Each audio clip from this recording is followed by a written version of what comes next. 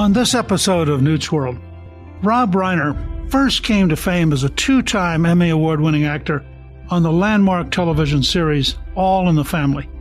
He went on to become an acclaimed director of some of the most popular and influential motion pictures.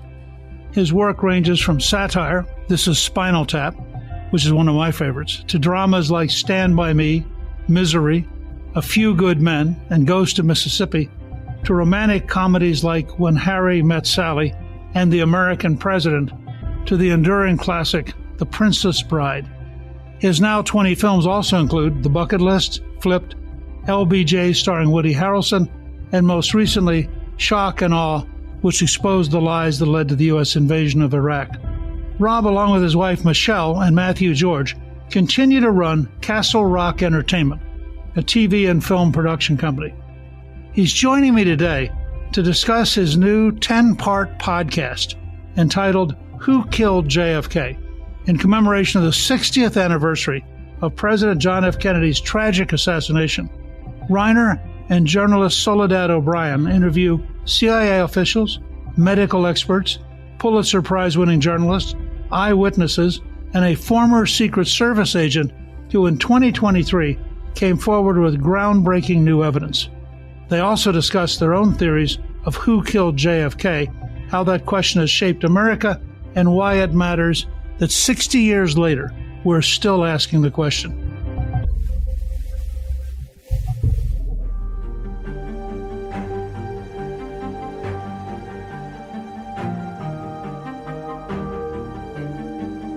Rob, welcome and thank you for joining me on Newt's World. Thanks for having me, Newt. This is great.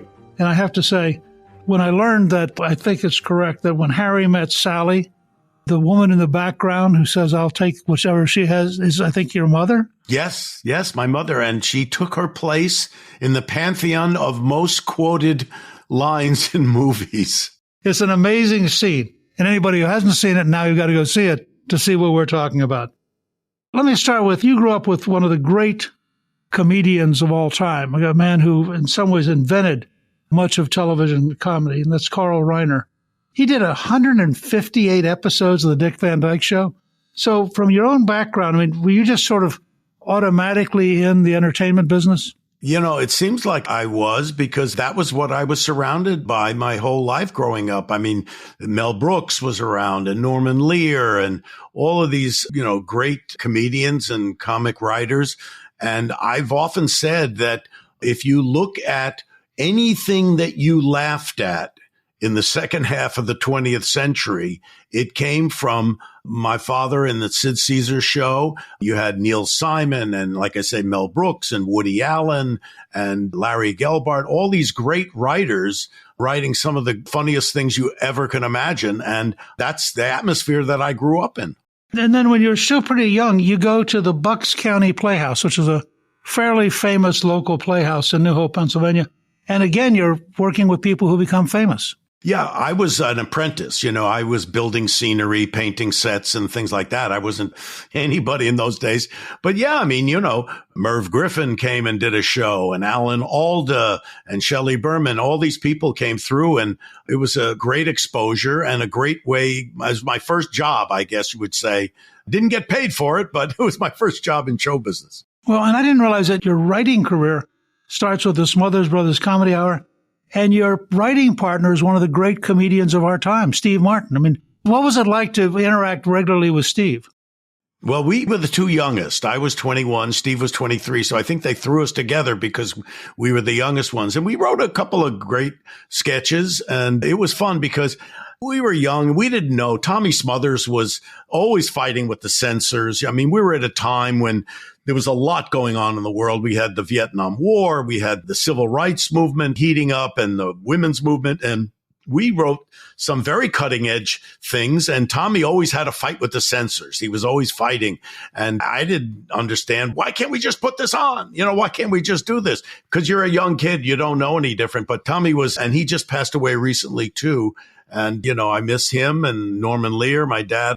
I was talking to my friend Albert Brooks, and I said, all these people are dying around me. And he said, well, move. Well, and it's fascinating because you are part of a generation of comedians. Years ago, I read Steve Allen's book, The Funny Men, and there's this whole pattern of comedy and people learning from each other and sort of grows on itself and it evolves.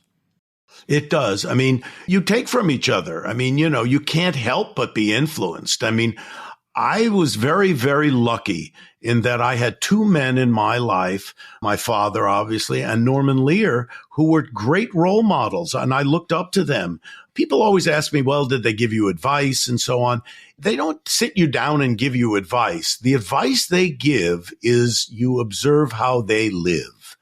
And that's the best advice you can get, is they model how to be with other people, how to create, how to do what they do. And that's what I took from both of them. I learned from my dad how to handle being famous and, dealing with the world. And I learned from Norman that you can take your fame, your celebrity and whatever, and you can create things and you can also use them for good. If there's issues that you care about, you can promote them through your celebrity. And I've fortunately been able to do that as well. The great breakthrough in your career, which leads to everything else, is when you play Meathead on All in the Family, which was a huge hit. And you won 2 Primetime Emmy Awards. It's a great role. And of course, it's part of the reason that it's an honor for me to be interviewing you, because you were so much a part of my life. How did you end up with that role? Well, it's interesting because Norman Lear did 2 pilots with ABC and they didn't sell. And I auditioned for one of those pilots and I didn't get the part. But then I guess I matured a little bit. I got a little better as an actor and he saw me in some things that I did. And then I went and auditioned a second time. And this time I got the part. And oddly enough, I auditioned with my soon-to-be wife, Penny Marshall, who passed away a little while ago. And Penny didn't get the part. Sally Struthers did. And the rest, as they say, is history. Well, and you had Carol O'Connor and Gene Stapleton. I mean, the 4 of you made such a great troupe, if you will. The chemistry seemed amazing. Yeah, the chemistry was incredible. And, when you're making a show like that, and we did 8 seasons, we did over 200 episodes, and, you spend more time with those people in your TV family than you do with your real family, because you're there for, 10, 12, sometimes 14 hours a day. And so it becomes a family, and we were a family. We loved each other and we supported each other. And it was an incredible experience. How much of the chemistry was Norman Lear? Oh, a lot. Recently, I was on the Emmy Awards show program, and Sally Struthers and I introduced the clip package that was about in memoriam, the people who had passed away in the last year. And it started with Norman Lear. And one thing I said about Norman, aside from all the great things he did and the culture he changed by the work he did, was that I called him, it's a Yiddish phrase, I called him a kokleffel. It's a Yiddish phrase that means ladle. It's something that stirs the pot. And that's what Norman did. He stirred the pot. He always tried to get the best out of you. And he said, dig into yourselves, find out what you feel and what you believe, and we'll get that into the scripts. And so he did that. He was a tremendous catalyst for all the success of not just All in the Family, but the Jeffersons and Maude and Good Times and One Day at a Time, all the shows that he had. I think he had like 8 primetime shows on at one time, which is astounding. No, it's remarkable. Now, you took all that experience and that knowledge, and you become a director, starting with a film I've always liked, which is the heavy metal mockumentary, This Is Spinal Tap. First of all, what inspired you to become a director? And second, why that show as your launch point? Well, I always wanted to direct, even before I did All in the Family. When I was 19, I was at UCLA and I formed an improvisational group, and it was called The Session, and I directed it and acted in it, and we got a theater on Sunset, and I did that for a while. I directed plays in Los Angeles. And so when I got All in the Family, it basically was kind of interrupting in a weird way my directing career, which is what I always wanted to do. So that was something I wanted to do from the get-go.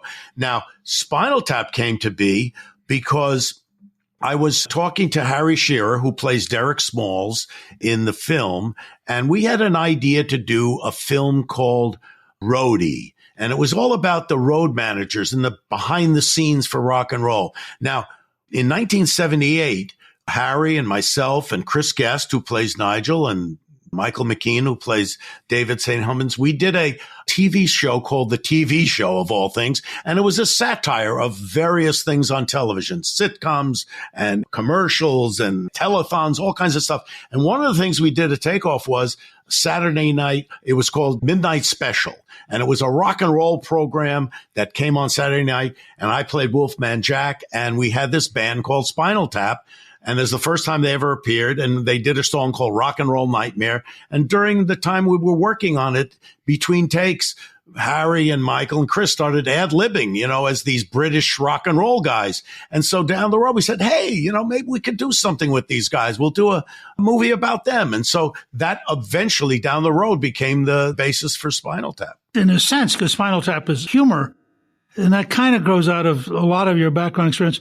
But when I think about, for example, A Few Good Men, that is a long way from humor. That's very different.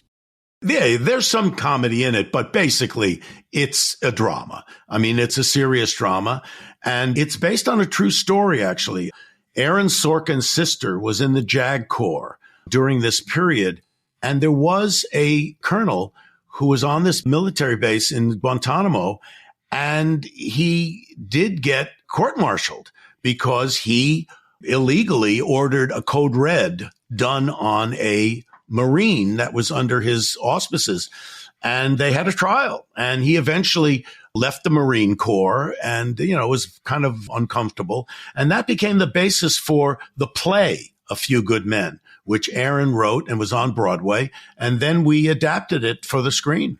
No, it's a very, very powerful movie. Yeah, thanks. Yeah.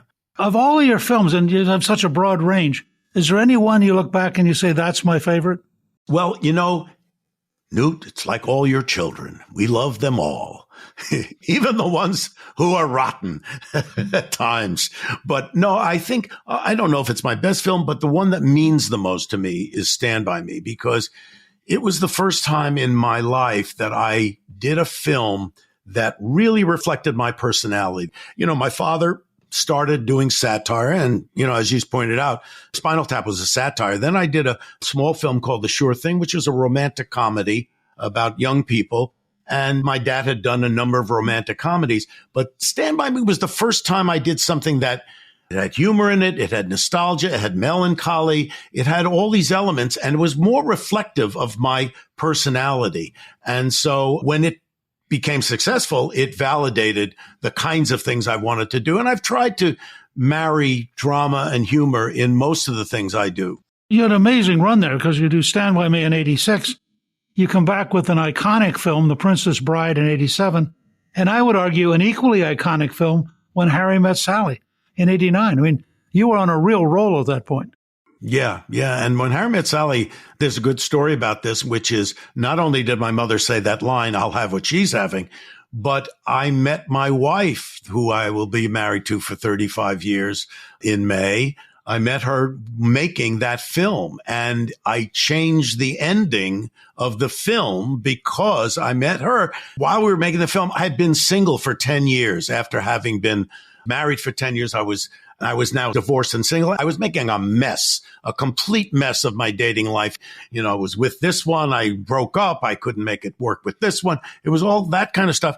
And that became the basis for When Harry Met Sally. So I didn't see how I was ever going to be with anybody. So that's the way it ended initially, that they didn't get together. And when I met Michelle, I said, oh, I see. I could be with somebody. And then I went and changed the ending. Which changes the whole movie. It's a whole movie. And I think it would not have been successful, I don't think, if the two of them hadn't gotten together at the end. It's a remarkable film.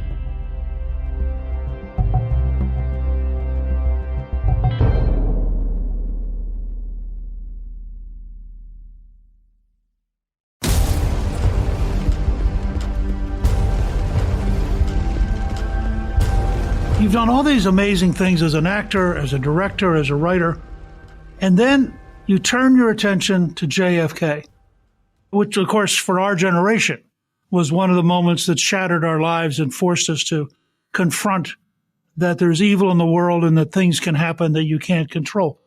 And it's remarkably successful. Who Killed JFK has 5.5 million total downloads, spent weeks at #1 on Apple's top podcast chart, has been the #1 history podcast for over 2 months. I mean, you're obviously hit a home run here, but what led you into doing this? Because it's a big project. Newt, you'll appreciate it because if you were alive at that time, you knew exactly where you were when you heard that news. Nothing had ever happened like that in modern American history. A president being gunned down in broad daylight on an American street. It was just shocking. It was a national trauma. And I remember I was 16 at the time. I was in physics class in high school, and a kid came in and whispered in the teacher's ear, and the teacher turned to us and said, "I have some terrible news." And he told us what had happened, and we were all sent home from school. And I sat there like everybody else and watched television and watched continuously to see what was going on. And I actually saw, like many, many people did, I watched the man who was accused of killing the president, Lee Harvey Oswald, shot and killed himself on live television.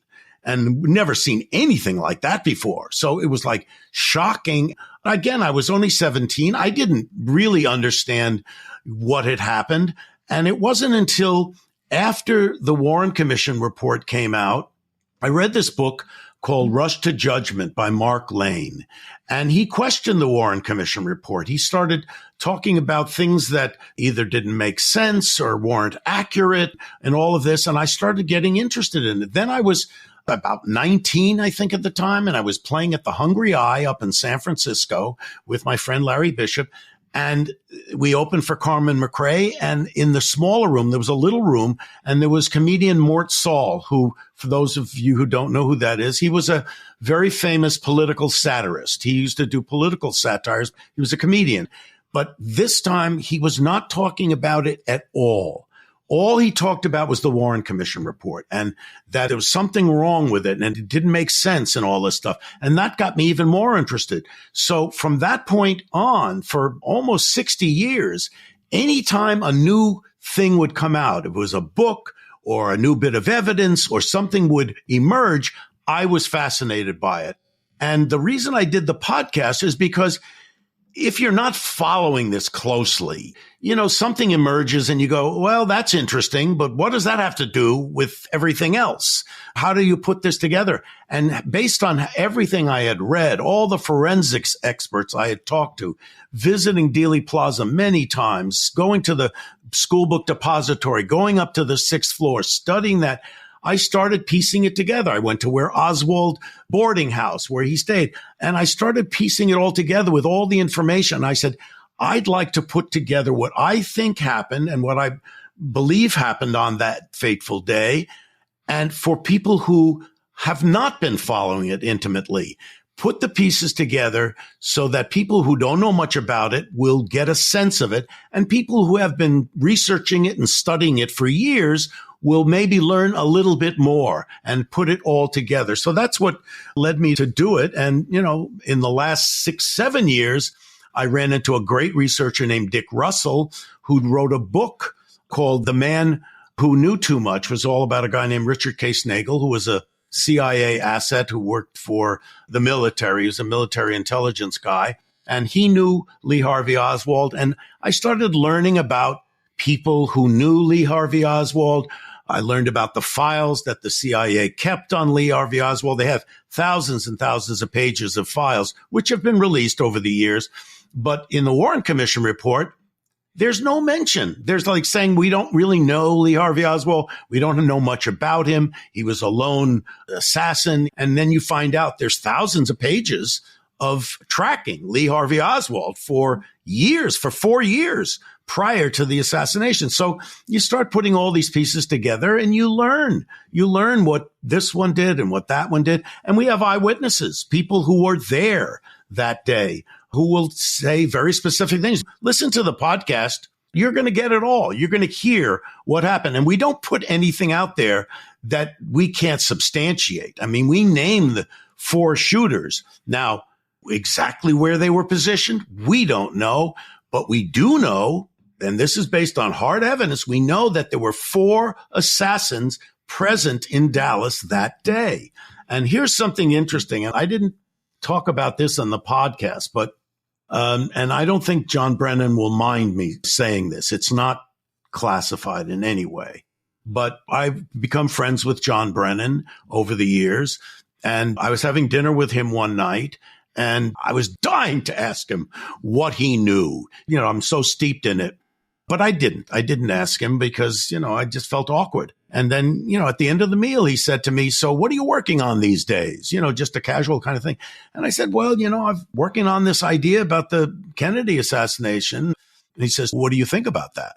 And I started to tell him the things that I thought. And at one point I said to him, "What do you know about a man named Richard Case Nagel?" And he said to me, "Well, what do you know about Richard Case Nagel?" Like that. And I tell him what I know, you know, the things I knew, which are all documented. I mean, there are newspaper reports for all this. And then at one point, his wife, Kathy, says, "John, do you think there's any reason why Rob should not pursue this?" And all he said at the time was, "No, I think it's always a good idea to revisit history." That's all he said. And then 2 weeks later, I got an email from him saying that there was a man that he worked with in the CIA. And by the way, this guy, his name is Rolf Mowat Larson. He's in the podcast. We interview him for the podcast. This is a man that John worked with for 20 years. He had been a Moscow bureau chief for a while. And he said he has some similar thoughts to what you're presenting. Would you like to meet him? So I went to DC with my wife, Michelle, and we met, sat down, had dinner with him. And he did lay out a similar idea to what we had. Oddly enough, he named one of the people that he believed was one of the shooters, and it was one of the shooters that we had already identified, a fellow named Jack Cannon, who we talk about in the podcast. But essentially what he said, it had, in his mind, it had all the earmarks and the markings of a rogue CIA operation and how it was done. And so, you know, it kind of corroborated the way in which I thought about it. But you have to understand, this is not a from the top bottom kind of thing. There's no paper trail for this. You're not going to say somebody's going to write down, "Well, we're going to kill the president today. Here's your job. Here's your job." You know, it doesn't work that way. It's done in very clandestine ways. And we get into how this could happen and the allies that they had. And we try to approach it like a crime. And we call it the greatest murder mystery in American history. And we approach it the way you would an investigation, which is who are the suspects, who had motive, what are the forensics, and then you start to put it together. And it's obviously it's a circumstantial case, but if you put the pieces together, you start to form a picture that's fairly clear. Well, it seems to me because you were so exhaustive about this, and like you, that was one of the defining moments of my life. I have a similar passion about what exactly happened, and I'm pretty convinced that the Warren Commission was a cover-up. You make the case that Texas Governor John Connally said for his whole life that he was not hit by the same bullet. No, he's always said that till the day he died. And we know that that's true because the Warren Commission had a real problem. They had a real problem, which is they said there were only 3 shots that came from the 6th floor of the book depository. Now, the problem they had was that the first shot missed and it hit a curb and a little piece of concrete was flicked up, hit a bystander named James Tague in the cheek, and his cheek started to bleed all of a sudden. So now they're down to 2 shots. They have only got 2 shots. We know a shot hit President Kennedy in the head. You can see it on the Zapruder film. So that's 1 shot. So that leaves 1 bullet left. And that 1 bullet has to do a lot of stuff. First of all, the autopsy diagrams show that the bullet entered Kennedy's back about 6 to 8 inches below his neck. The one they're talking about, which they call the single bullet theory, by the way, was developed by Arlen Specter, who was a counsel to the Warren Commission at the time. The bullet goes into Kennedy's back 6 to 8 inches below his neck, then travels up and comes out his throat, then makes a turn. This would have had to have happened. Hits Connally in the armpit, in the ribs, and then makes another turn, breaking some of his wrist bones, then makes another turn and goes into his thigh. It's ridiculous. It's absolutely ridiculous. It makes no sense. And by the way, the bullet that they said did that winds up as evidence number 399. You can see it. It's in the archives. It's also in the Warren Commission report. It's virtually a pristine bullet. It has a little striations on the tip of it, but other than that, it is pristine. And they say it wound up on the stretcher of Connolly. And so this came out during the podcast. While we're doing the podcast, it came out, this guy, Paul Landis, who was a Secret Service agent, who was in the trail car behind Kennedy's car, who was on the running board and witnessed the whole thing. He said the bullet that hit Kennedy in the head, he said brain matter and skull matter was flying at him, flying in his direction. And he had a duck to miss all this stuff that was coming at him. Then when they arrived at Parkland Hospital, he was in charge of helping Mrs. Kennedy up. He helped her up. They got the president out, getting him into the hospital. When he helped her up, he noticed there was a pool of blood in the back seat of the limo. And then resting on the head part of the seat was this bullet that became the one that was in the archives. And he didn't testify at all. And the Warren Commission, by the way, never asked for not only his testimony, but no Secret Service testimony was in the Warren Commission. So years later, he saw this bullet and he said, hey, that's my bullet. That's the bullet. He picked it up because he thought, this is an important piece of evidence. I don't want somebody grab it, for a souvenir. He put it in his pocket and he went into the emergency room and he took the bullet and he put it by Kennedy's body, thinking that, they'd find it or whatever. But the point is, that's not a bullet that went through Connolly because it's there in the back seat of the car. So the whole thing, it just corroborates the whole idea of the crazy single bullet theory. But they had to have that theory. Otherwise, they couldn't pin it all on Oswald. Now, we're not saying there wasn't a shooter up on the sixth floor. There was. And there were witnesses who saw a shooter on the sixth floor.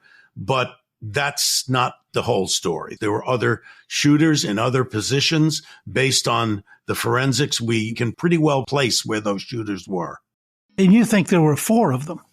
Well, I think they're either 4 or 5. We didn't say 5 only because we couldn't identify 5 assassins in Dallas that day.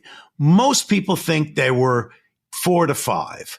There are some people who think only 2. But if you look at the forensics and you study it, it couldn't have been done in 2 positions. We say, yes, the school book depository, 6th floor, what has become to be known as the grassy knoll, where some shots came from. There's a building behind Houston Street called the Daltex building, which easily could have accounted for some of the wounds from there. And then there's the South Knoll, the area on the overpass in the South Knoll. And we have witnesses who said shots came from there.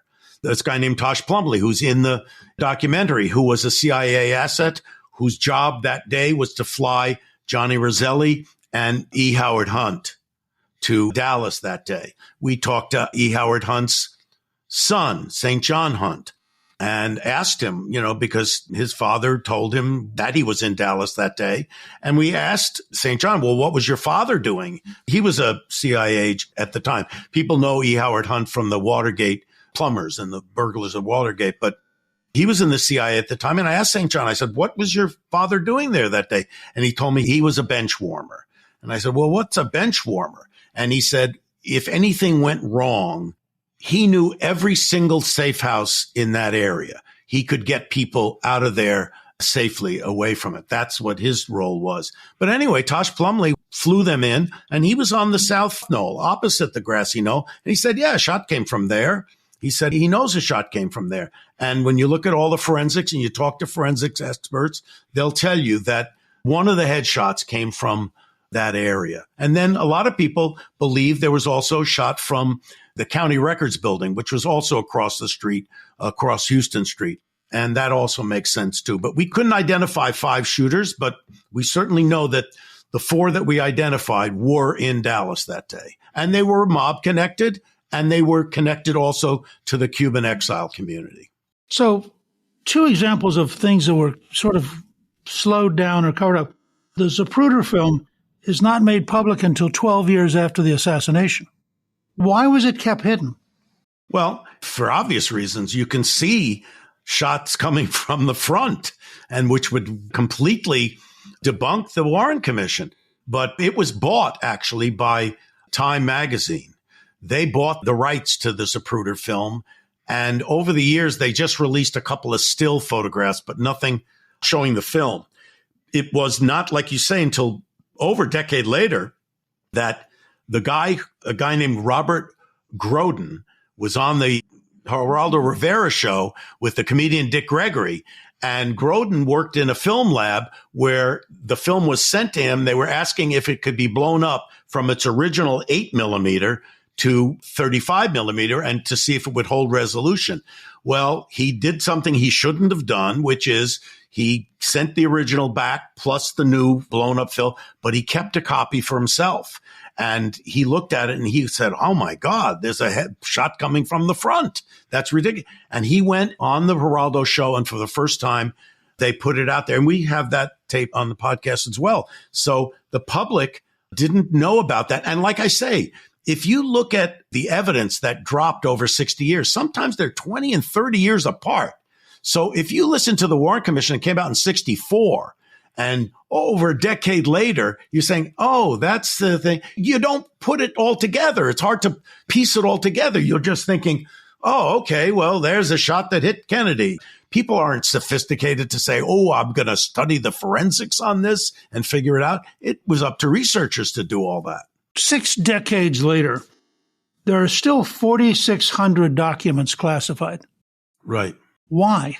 Well, that's a great question. Nobody knows why. I mean, what we've seen released up till now, and it's been drips and drabs. I mean, there was, whatever you want to say about Oliver Stone's film, they threw out a whole lot of ideas. They didn't really connect the dots. They didn't really posit a specific plan. But what it did was it got people interested in the Kennedy assassination again. And as a result, the JFK Records Act was passed, which said that they had to release to the public everything that was held back over a period of many years.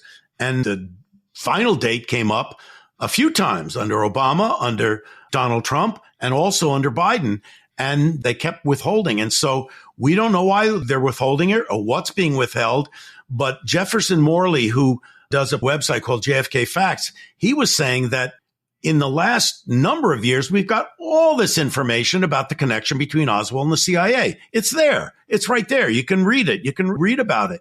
He said there's probably more information that connecting the two. He said, but the problem is by the time these things come out, people who were involved, names that they can figure out, they're dead already. You know, you can't talk to them. So I have no idea what's in there. My guess is that it's probably more CIA connections to Oswald or to other entities. One of the big revelations, and to me, the one biggest, most shocking revelation that came out was, as you said, you felt that the Warren Commission report, there was a cover-up. And we believe that as well, because there's a reason why Allen Dulles, who was the head of the CIA during Kennedy's time, who was fired by Kennedy after the Bay of Pigs, and was put as being a liaison between the Warren Commission and the CIA, and no information about the CIA came into that report. He was a gatekeeper. This is the big revelation. Only in studying it do you find out. And we name it. There's a fellow named George Joannides. Nobody knows that name. It doesn't mean anything to anybody. But George Joannides was the liaison to the House Select Committee on Assassinations, which was put together in the 70s. When the Zapruder film came out, there was a lot more interest, and they decided to re-examine that in the 70s. George Joannides was the guy who was in charge of being the liaison to the CIA. He was an ex-CIA agent. What they didn't know, we interviewed Robert Blakey, who was the lead counsel for the House Select Committee, is that George Joannides headed up a program based in Miami that was a counterintelligence program that developed the assets like Lee Harvey Oswald, including Lee Harvey Oswald. So He was furious when he heard that. He said, if I knew then what I know now, I would have put that guy on the stand. He was the answer to all the questions we had as to whether or not there was any connection between Oswald and the CIA.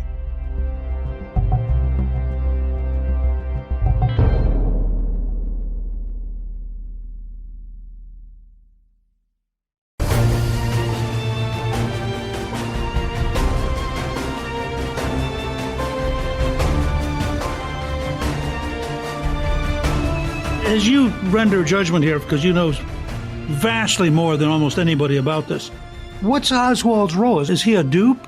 Was he the setup? He said, I was just a patsy.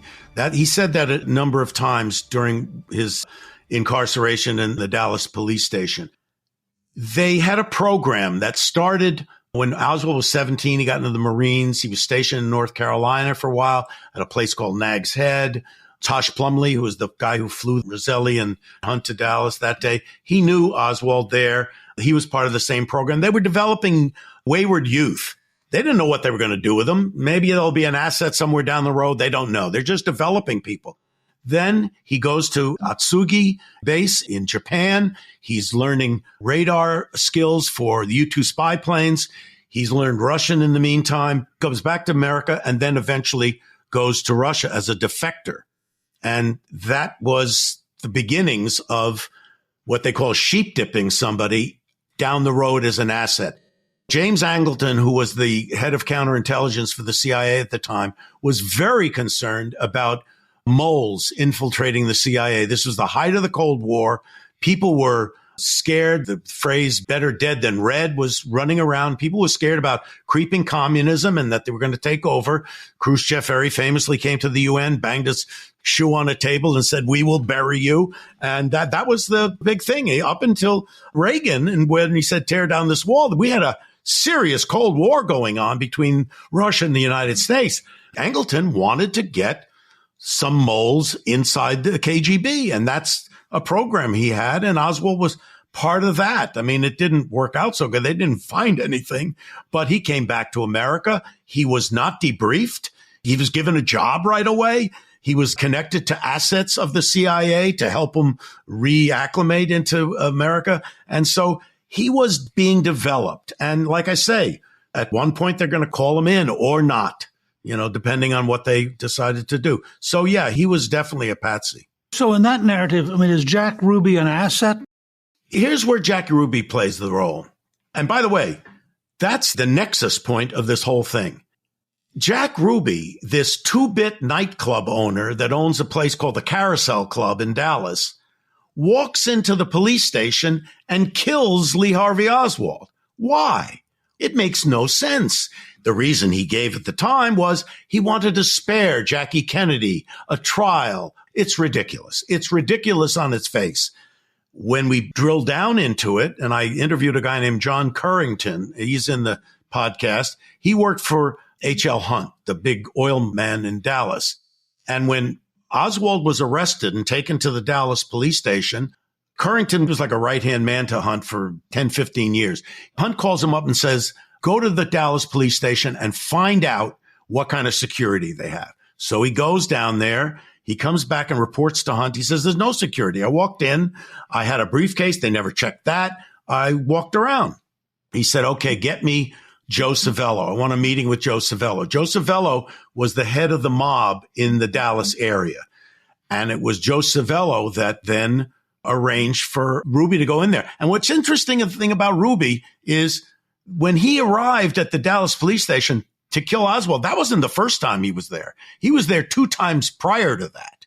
One time we have him on tape actually standing there in a press gaggle when they're asking the DA, and Oswald's right there. Somebody asked him, was Oswald part of the Free Cuba Committee or something like that? And there's Ruby right there in the press gaggle. He says, no, it was the Fair Play for Cuba Committee. He actually corrects the DA. It's crazy. It's crazy. By the way, all the cops used to go to his club. They knew him. And Oswald knew Ruby. We have hard evidence of Oswald and Ruby spending time together. And that's another thing. The Warren Commission said Oswald, and Ruby never knew each other. It's not true. It's just not true. I have to say, given all the research you've done and the remarkable penetration that your podcast is developing, at a minimum, we ought to be able to get the 4,600 documents released. You would think. If you were in Congress right now, you'd get that done. Although I don't know that you want to be in Congress these days. Yeah. Look, I'm going to talk to some friends of mine because I think you've done an extraordinary level of research. Oh, thanks. Yeah, no, I've been thinking about this. Like I say, whenever anything new comes out, and I'm sure some new stuff will come out. If we can get those, I think it's 4,800 or whatever it is, 4,800, we'll get those, then there'll be new stuff to pour over. I was a graduate student at Tulane when the New Orleans district attorney decided he would solve it. Yeah, oh, that was a mess. That thing was a mess. So I've been in and out of this stuff for my whole career. I think that what you've done is astonishing. And I think Who Killed JFK is something that is going to have a genuine long-term impact. And it also explains the faith we had in the system through World War II is shattered in 1963. And I think the Warren Commission is a further part of shattering it. And we've never recovered. 100%. After the Second World War, we were the good guys. We beat the Nazis. We were the victors. And then this happened, and it was the beginning. And then we get into the Vietnam War, and the trust in government starts to erode. And we're seeing it now where trust in government is at its lowest, I think, in my lifetime, certainly. And I think insisting on getting to the truth and insisting on getting to the facts is part of how you rebuild that. And I think what you've done here is genuinely an important civic event. I'm very curious, Rob, given that this has been an amazingly successful 5.5 million downloads already and more coming, have you considered turning it into a documentary? Yes. As a matter of fact, I'm going to start presenting this idea in the next week or so to some of the streamers. Not only that, but we're in talks of expanding this as a book, and we're going to go out to publishers. So yes. I could imagine this as a 6 or 10 part series on Netflix or somewhere that would get huge viewership. I hope so. I hope they think the same as you. First of all, as I said to you at the very beginning, just to be with you and the scale of your talent and the impact you've had on all of us. I mean, you have been in our lives for most of my lifetime, literally. I could have talked to you for hours and hours, but I want to encourage all of our listeners to listen to Who Killed JFK, which is part of iHeart Podcast. You can get it on the iHeart app, Apple Podcast, or wherever you listen to podcasts. And Rob, I want to thank you. This has been one of the most exciting interviews I've done on my podcast. Oh, thanks, Newt. I appreciate it. I had a great time. It was great to talk to you. Thank you to my guest, Rob Reiner.